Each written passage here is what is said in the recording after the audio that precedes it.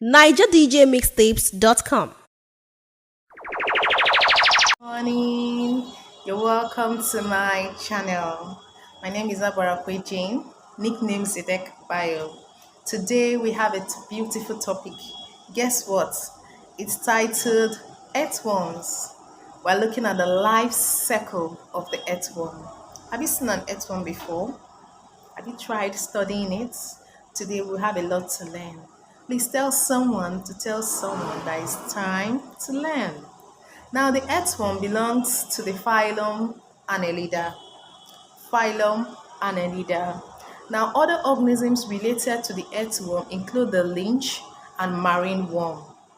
Now, the earthworm is bilaterally symmetrical. When we say symmetry, we're looking at how you divide them into two equal halves.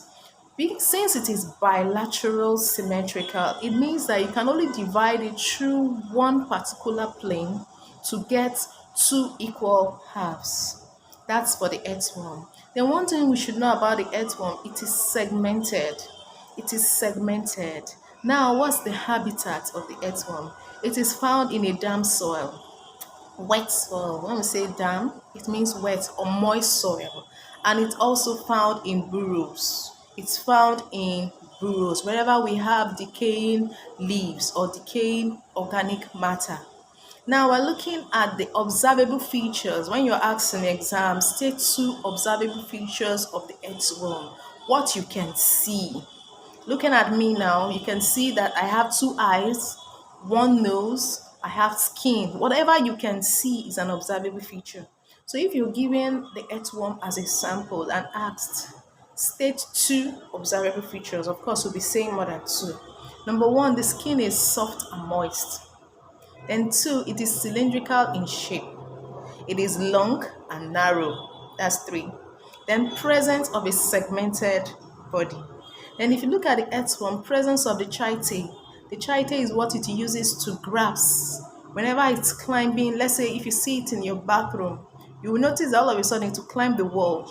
Yes, it does that with the help of the chite. It helps it to grasp to walls or burrows. That's it. Then, what's the mode of feeding? How does it feed? It feeds heterotrophically. When we say heterotrophs, it means that it depends on already made food. Or you can say it is a herbivorous feeder because they feed on dead plants, decaying plants. They feed on soil. This is what we should know about the earthworm. The organ of movement, we mentioned the chitin. Now we're looking at the respiratory organ of the earthworm. It respires through its moist skin. Now we also look at the excretory organ, what it uses to remove waste. It uses the nephridium. So we go to the economic importance of the earthworm. That's one question that we could never forget to ask. When we say economic importance, we're looking at the effect, the bad effect or useful effect of the earthworm to its environment. If it's good or it's bad. I said in the beginning that it's a farmer's friend. Of course, it's good. And I said it's a living plough. Of course, that's good. Why? Because it helps to make the soil fertile. How does it do that? Number one, the earthworm makes burrows in the soil. It creates holes in the soil, as seen in the picture. And as it does that, it loosens the soil.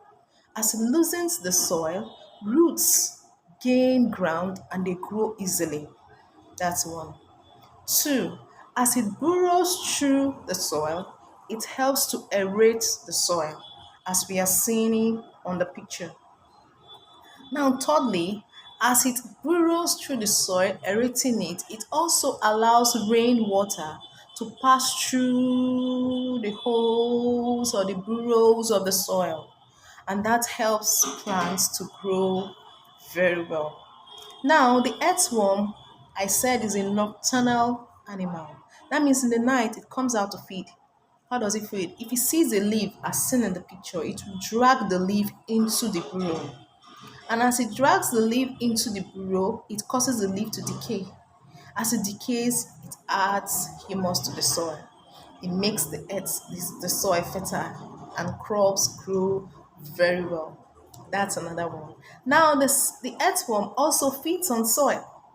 As it feeds on soil, it extracts the organic matter, discards the the waste, that's the soil back, as warm cast, as you can see on the picture. And as that warm cast is heaped on the soil, it produces a fresh kind of soil and then improves the soil texture. Is that one not wonderful?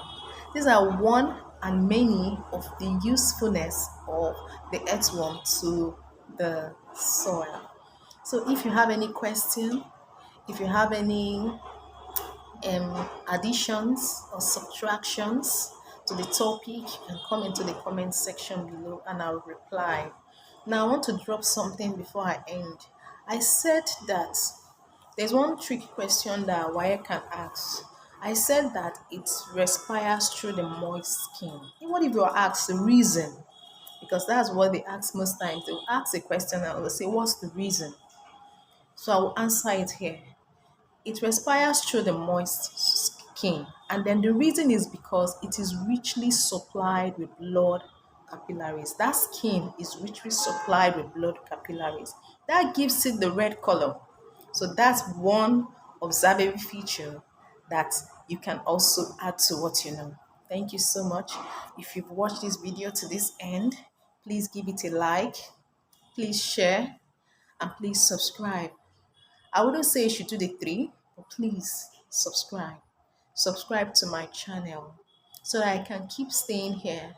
Because the more I make videos, the more I grow, and the more you grow in knowledge.